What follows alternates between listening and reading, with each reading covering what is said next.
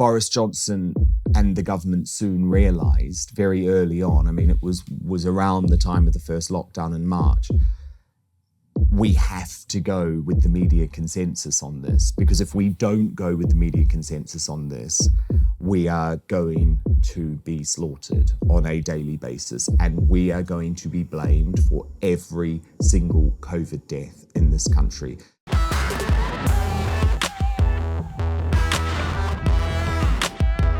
Hello and welcome to TRIGGERnometry. I'm Francis Foster. I'm Konstantin Kisin. And this is a show for you if you want honest conversations with fascinating people. Our brilliant guest today is a Mail Online columnist and a presenter on GB News. Dan Wootton, welcome to TRIGGERnometry. Hello. It's so good to have you on the show, man. The roles are reversed because usually I do your show on Thursdays. You're here today. It's good to have you on. No, you're asking the questions. This is terrifying for me. Deer in headlights moment for you. But listen, it's so great to have you on the show. We've got lots of questions for you. But before we get to them, tell everybody about your background. Who are you? How are you where you are? What's been your journey through life that brings you sitting here talking to us? The journey word. Well, I guess my background is quite unusual maybe in terms of where I ended up, because I was born in New Zealand. So I'm a dual British New Zealand citizen because my grandparents, well, my parents were actually born here. My mum was born in Essex. My dad was born on an army base in Malta, a British army base in Malta.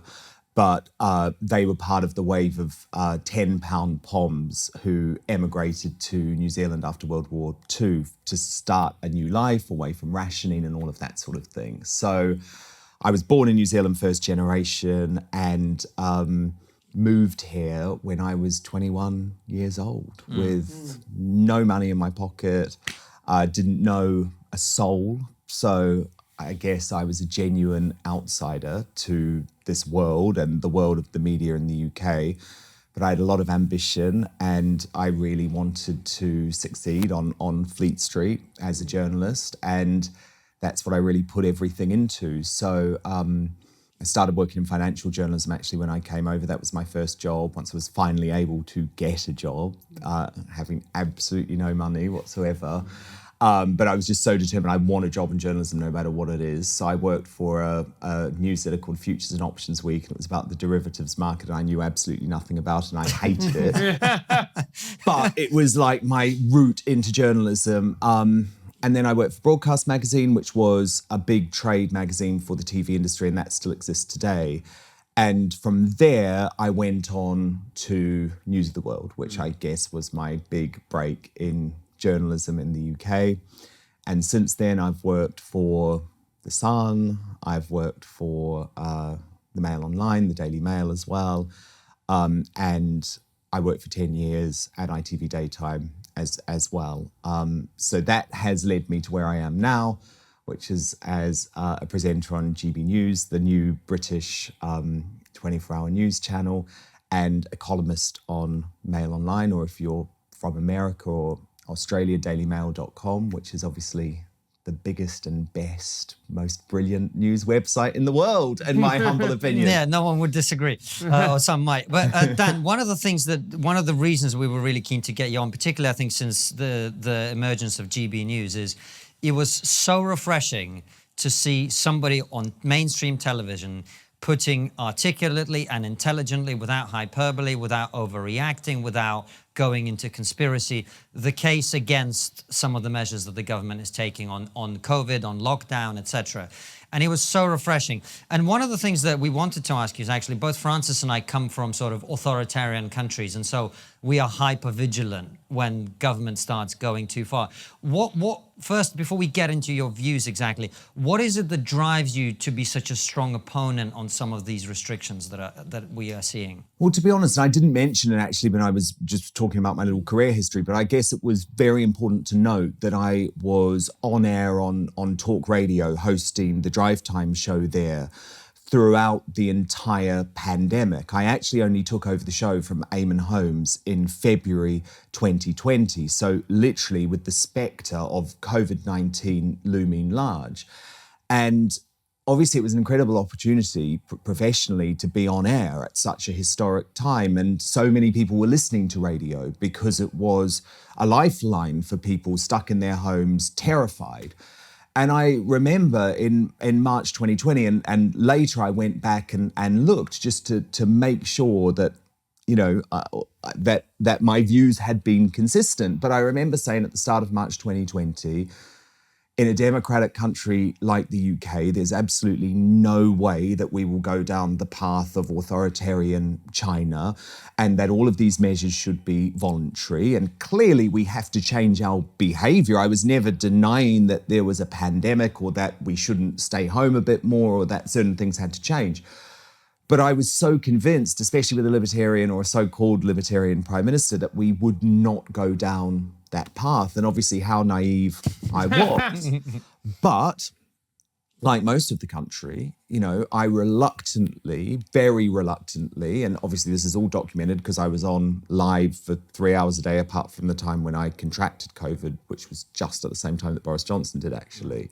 But I was very consistent in the fact that I'm not keen on this, but okay, 3 weeks to save the NHS, fine, let's do it. So I backed that first lockdown. I wrote my first column against lockdown in April 2020. So after about a month, and obviously that was at a time when the media was still absolutely enthralled with the idea that restrictions needed to continue.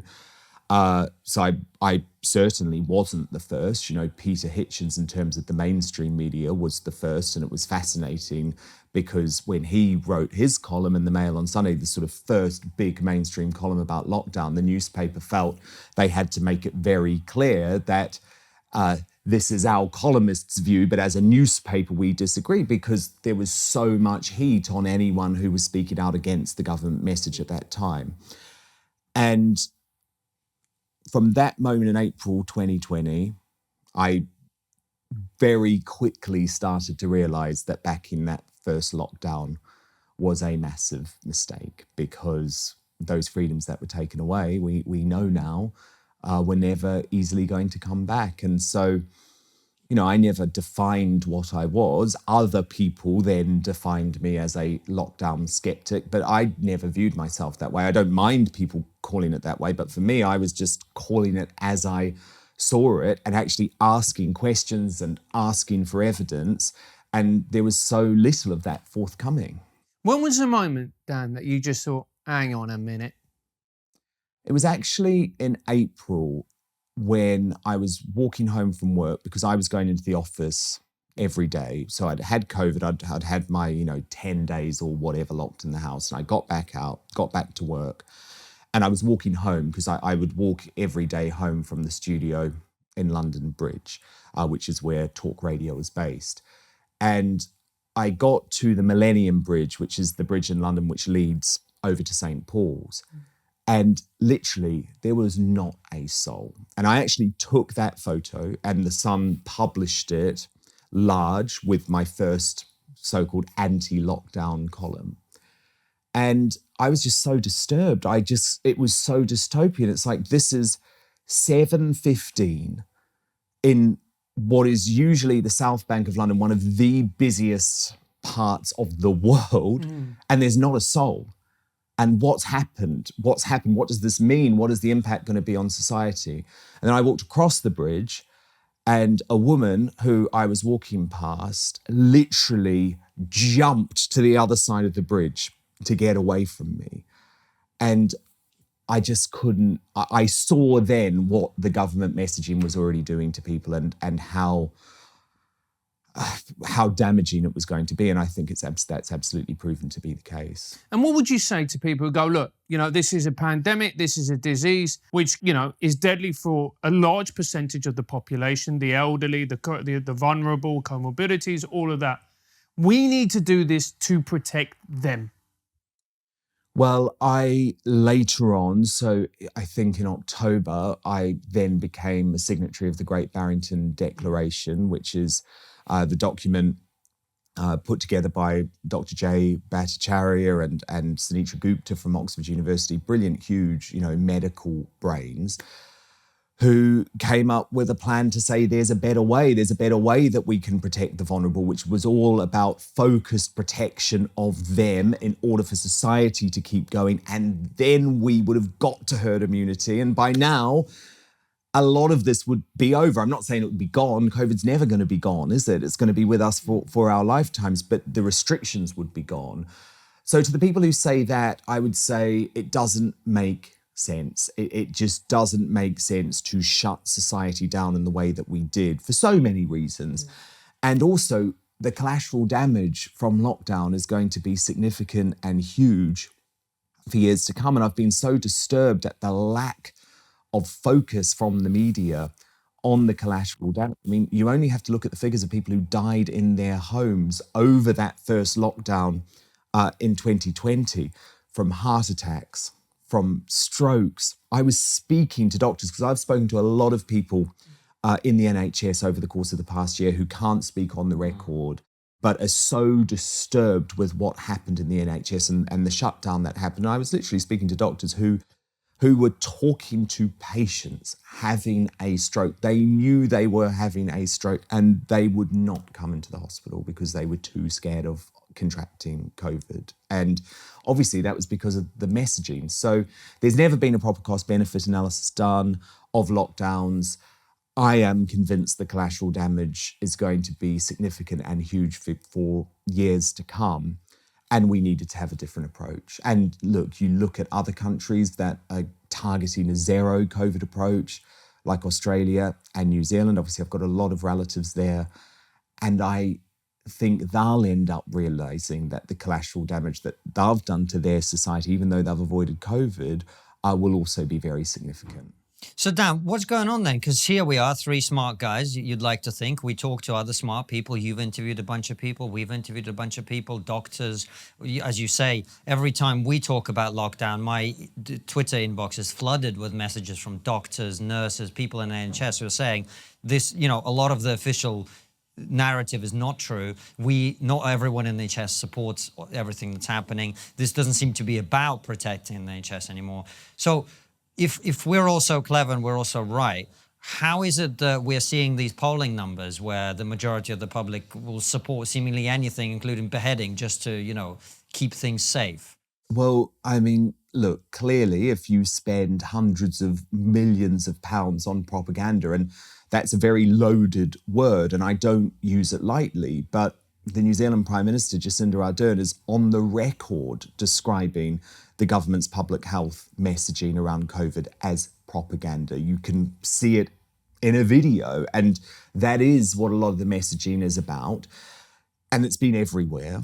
And then it's been everywhere in the mainstream media all day, every day, on the BBC, on ITV News, on Sky News. And the reality is that is still where the vast amount of people get their information and consume their information. Every ad break on every radio station has been pumping out terrifying messages about COVID and the damage of COVID. And, you know, when the government felt, and they still feel like they've lost young people, okay, what can we do? We're going to try and terrify young people about long COVID.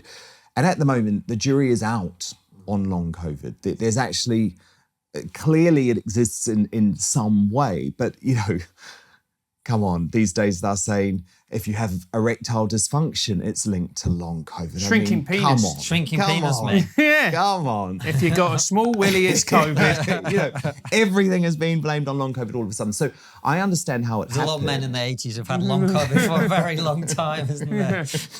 And when people try and go down a conspiracy theory path, because that's something I'm very opposed to, and I speak to intelligent people who are saying, look, this has to be a conspiracy theory. There's no other way. You know, it's. Well, I'm not even going to repeat what they think, but I'm like, look, this is Hanlon's razor. You know, this is about incompetence and stupidity and complete fear that has led to a complete clusterfuck. That's what this is. I mean, no government could have planned this. I mean, that's just extraordinary and ridiculous. It's about fear. it's about the media, it's all played into each other, and it's become a snowball effect. Because look, you look back, Patrick Vallance was on the record last March saying that the government was trying to pursue a herd immunity strategy. And that would have been sensible, because what did he say? He literally said on the record, I mean, this was on the Today programme on the BBC, Patrick Vallance, if we do not pursue a herd immunity strategy now, that was in March, yes, we're going to try and slow the spread, but we're not going to try and completely compress the spread of COVID-19 because it's okay if young people get it. That was his messaging. If we don't do that, we will end up with a catastrophic second wave over the winter. What happened? We abandoned the herd immunity strategy. We went for government-mandated laws to control our behaviour. And what did we have? A catastrophic second wave over the winter. Now, yeah, it was bad in Sweden too. It wasn't as bad. And they didn't lose their civil liberties and freedoms. And they also voluntarily were able to change their behaviour in order to compress the spread. And actually what that means is they have had far less economic damage than we have. And we can never forget that poverty leads to death as well. And people losing their jobs and losing their businesses leads to deaths as well. So yeah, it's been difficult. It's been difficult to be on my side of the argument. It really has, because, the moment that you start talking about some of these difficult issues, you're accused of being a murderer or not caring about 80-year-olds dying of COVID. And I do. I mean, my great auntie died of COVID in a care home, but she died with COVID from dementia.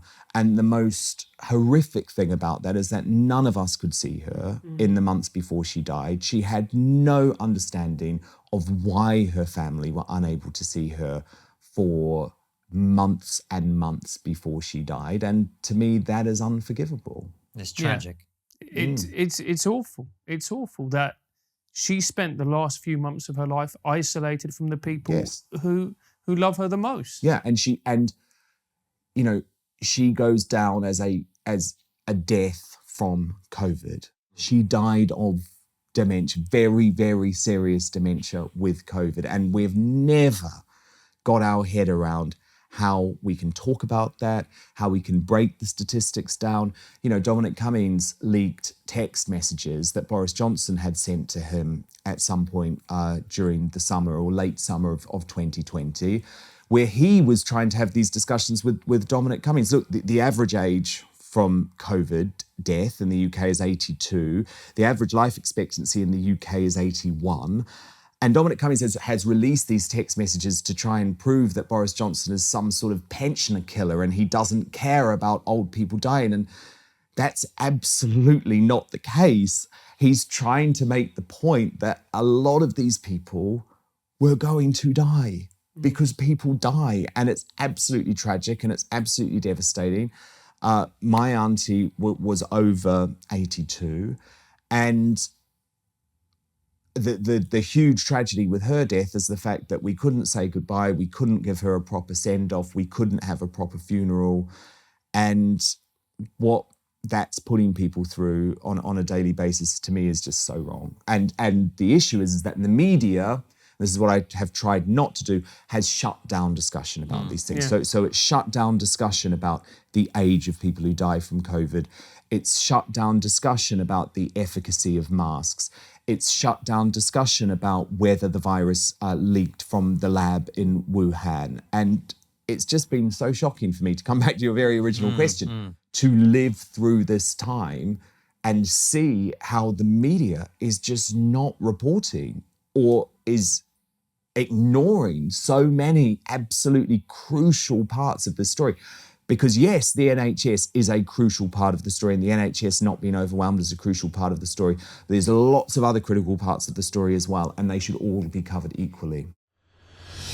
Hey KK, do you like feeling silky and smooth like a sexual dolphin? Never talk to me again. What if I told you that Manscaped have brought out a new and improved lawnmower 3.0 that allows you to be fresh and trim for the ladies down below. I'm married. The last time I was fresh and trimmed down below Jimmy Savile was a respected children's entertainer. I'm going to ignore that. The lawnmower has a cutting-edge ceramic blade which reduces the risk of having an accident where you least want an accident. My bank account. No, you idiot. You know, los huevos. Oh, right.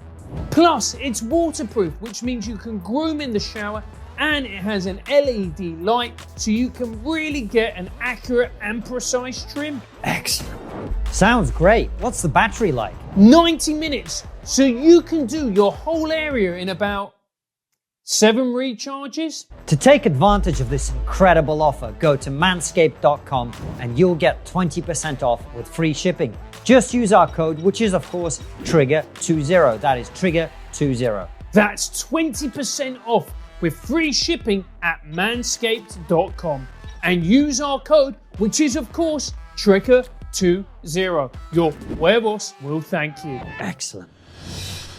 Dan, so you and I are probably on the same page in terms of conspiracy. I'm not into it. I started the pandemic being at 0% interested in conspiracy theories. Half a year and I went to like 0.1%. I think I'm about 1% now. But let me ask you this about the media, because you've explained, and I think you're absolutely right in what you say, in that the media are shutting down discussion of certain issues. Why? Well, number one, the media operates very well on fear. So that's the first thing. Fear sells, and it was a very successful strategy for them.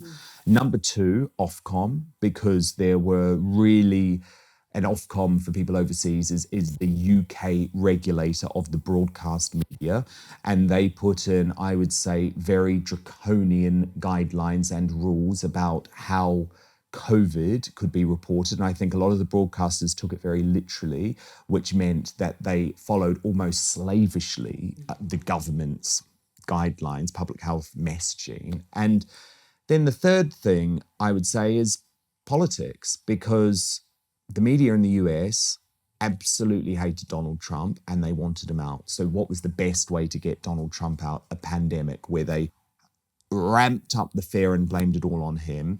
And in the UK too, I mean, the media has a loathing of Boris Johnson and had a loathing of Dominic Cummings.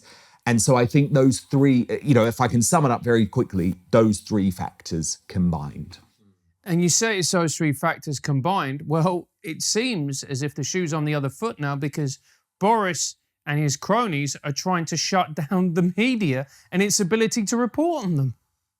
Yeah, well, I think a couple of things happened, because Boris Johnson and the government soon realised very early on, I mean, it was around the time of the first lockdown in March, we have to go with the media consensus on this, because if we don't go with the media consensus on this, we are going to be slaughtered on a daily basis, and we are going to be blamed for every single COVID death in this country. And the only way we're not going to be blamed for a COVID death is if we lock down, and we lock down hard. So that's the first thing. And then the second thing is, look, I've worked in senior positions in newspapers in the UK. The idea that the UK has a free media is just absolutely ridiculous. We don't. You're incredibly constrained as a journalist here, and I presume you're referring to the proposed changes to the Official Secrets Act, which will make it even easier for journalists here to be prosecuted, and there is no public interest defence, and of course we have no First Amendment like the US, and I think it's a really bad time to be a journalist in the UK. Dan, you said, having worked in senior positions in newspapers in this country, which you have, journalists are not free here. Why? Because of the law. So it's very easy to sue in this country, and people will probably be very familiar with a case where Johnny Depp sued me for something that I said about him in the Sun newspaper, in my column in the Sun newspaper, and I was dragged through the courts. I was lucky that the Sun and News UK decided to back me in the case, but if we'd lost, it would have cost millions and millions of pounds. So a lot of news organisations simply cannot afford that. So that's the first thing. There's lots of libel tourism here. There's no First Amendment. There's very limited protection for journalists based on freedom of speech. And it's really worrying. You would be shocked if you knew the number of stories that are simply not reported because newspapers just cannot even fathom the idea of taking the legal risk. And, you know, there's QCs that are involved, there's lots of legal regulation. Clearly, after the phone hacking scandal in 2011, there needed to be a tightening within newspapers of the internal processes. But, you know, it's got worse and worse and worse. And there's obviously been landmark privacy rulings in this country as well, which mean that internationally you're able to read reports about certain celebrities and their private lives, for example, and in the UK organisations are not able to publish them. I mean, that's already worrying. But let's talk a little bit about the legislation that the government is trying to push through at the moment. Can you explain what is it and why is it so dangerous to journalists? Well, it's so dangerous to journalists because this reform to the Official Secrets Act, and the government says, look, we have to reform it because it hasn't been changed since 1989 and the entire world has changed, and don't worry, this isn't aimed and targeted at journalists. Yeah. But it's all well and good for the government to say that, but the problem is that there's no public interest defence included as part of this. And without a public interest defence, there's actually no way that a journalist can say, yes, we did obtain private security footage of Matt Hancock breaking the law by snogging his publicly paid for staff member, breaking COVID restrictions in his Ministry of Health office. And we did obtain it via a contact, and maybe we even paid that contact. I have no idea if the Sun paid that contact or not. But we did do this, and there are legal question marks around that, but we did it because we believed the story was absolutely in the public interest to publish. And this law does not include a public interest defence. So that's the concern. Dan, and what, coming back to the sort of conspiracy stuff very much in this vein, you mentioned Boris Johnson being, quote unquote, for people listening, I've got both my hands up doing the quote marks, libertarian. What's happened to Boris Johnson in the last 18 months? Well, look, Boris Johnson's someone who wants to be popular. He wants to stay in power. He's easily influenced, I think it's fair to say. And sadly, I think he's proven that he's not a libertarian. He was a libertarian when it suited him, and that was in opposition, and especially when he was opposing Tony Blair's ID card proposals. And now that he's in power, it's out the window, you know? And look, because I do always try and look at situations fairly, and I actually am not a Boris Johnson hater at all. You know, I think in some ways he's been a brilliant prime minister. In some ways, I absolutely love his style, and I love the way that he is very nimble. And look, he's done incredibly well. You know, he's done incredibly well when you compare the absolutely catastrophic chaos and carnage that surrounded Theresa May's government. And wow, what a letdown she was. You know, the new Margaret Thatcher, she had everything going for her and she just couldn't do it. So I am not an out and out hater of Boris Johnson. And I do understand that there were certain things during the pandemic that it probably would have been politically impossible for him not to have done. For example, to lock down the first time in March 2020. But I knew that was coming. Yeah, there is a but coming. You know, ID papers, health papers. I mean, this was the man that said he would eat his own ID card if any iteration of the state ever asked him to produce it. And now he's trying to coerce young people into being vaccinated, or you're not going to be able to go to a nightclub. I mean, it's nuts. And at some point, surely you have to, even in power, actually just take a step back and think, what is right? You know, Nadeem Zahawi, the vaccines minister, I interviewed him when I was on Talk Radio, and I could see vaccine passports coming. And this was, you know, December 2020. But I got him on video to give a cast iron guarantee that they would not be introduced, and he did. But he actually went further than that. He described vaccine passports as discriminatory and wrong. They were his words. And now here he is in Parliament saying they're inevitable almost. I mean, it's worrying. It's worrying. And the thing is, at some point, you have to lean back on your principles, don't you? You just have to. And so I want to be able to support Boris Johnson. I think most of the media want to do the opposite. You know, they want to not support him, even though he's now doing what much of the liberal media are desperate for him to have done, if that makes sense. But at some point, he's going to have to stand up against Sage and the scientific sort of monolithic view, because they're starting to control how we live. This body, Sage, of scientists, it's nuts. And why are vaccine passports such a bad idea? There's a lot of people going, look, Dan, we're in a global pandemic. You know, there's people that's going to die from this. You know, the vaccines stop people from dying. They protect people. What is wrong with coercing people during a global pandemic to take a vaccine with minimal risk? It's just about the slippery slope towards a biosecurity state, in my honest opinion. That's where we're heading. We see how the Chinese government controls its population, the social credit scheme, and it's not that far from that, is it?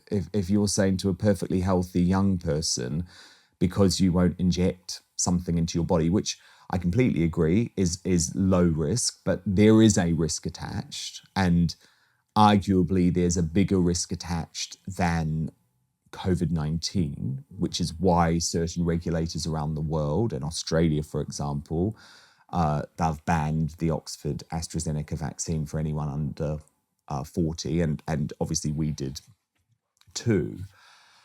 So, you know, it's about the slippery slope of where this is going. And, you know, I'm very pro-medicine and I'm very pro-vaccine, and I have no issues personally with trying experimental medical products. I never have, right? So my personal view is very different to the view of lots of other people who feel the same way as I do about vaccine passports. But I just really fundamentally believe that has to be everyone's personal decision, doesn't it? What they put in their body. It's a personal choice. I guess, I'm quite into risk. Do you know what I mean? I'm prepared to take a medical risk because I think there's going to be lots of benefits. But I fully appreciate that is everyone's right to make that decision themselves. Yeah, I mean, do you think that they're going to go ahead? Or do you think that the Tories are going to capitulate? I know it's an unfair question. No, I just think it feels inevitable. I think all of this feels inevitable. I think another lockdown over winter feels inevitable. I think the reintroduction of mandatory masks feels inevitable. I think the reintroduction of social distancing feels inevitable. I think the reintroduction of curfews feels inevitable. I think the closing of nightclubs and concerts at some point over winter feels inevitable. I think all of this feels inevitable now. Now, obviously, I hope I'm wrong, and I'm actually genuinely desperate to be proved wrong. But, you know, throughout the course of last year, I didn't express some of this stuff publicly because I didn't want to add into the fear, and I wanted to trust Boris when he said, no, we're going to be okay for Christmas. And, you know, but deep down, I always knew, and I expressed privately, that we would spend all winter in lockdown. And that was one of the reasons I was railing against it so much. So this year I'm at a very different place, and I want to call it out, because if we don't start standing up against this because fundamentally, look, the one thing that will end up changing Boris Johnson's and the government's position in this is public opinion. It's the one thing that will change it. So I'm heartened to see polls now that say actually people are fed up with the NHS app and are starting to delete it or are considering delete it. I'm heartened by that because, again, it's very difficult when you're regulated by Ofcom. You can never encourage anyone to break the law or you'll be taken off air. But the NHS app is voluntary. You know, the government might recommend it, but there's absolutely nothing compelling you at this point to download exactly. this thing. For now. now. But it's a great way if you don't want to go to work. Well, of course. 500,000 people, Of pigs, course. great. Of course. And 10 days off. Totally. Totally. And I understand that.